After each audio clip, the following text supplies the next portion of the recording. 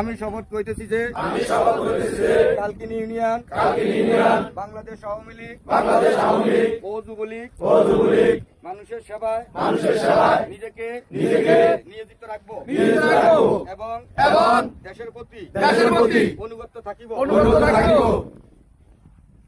এবং বাংলাদেশের স্থপতি জাতির জনক বঙ্গবন্ধু শেখ মুজিবুর রহমানের কন্যা জননেত্রী শেখ হাসিনাকে বাংলাদেশে প্রত্যাবর্তনের জন্য আন্দোলন সংগ্রামে নিয়োজিত থাকিব। হে প্রভু আমাকে শক্তি দিন, আমি যেন দেশের এবং মানুষের সেবা করিতে পারি। আমিন। জয় বাংলা।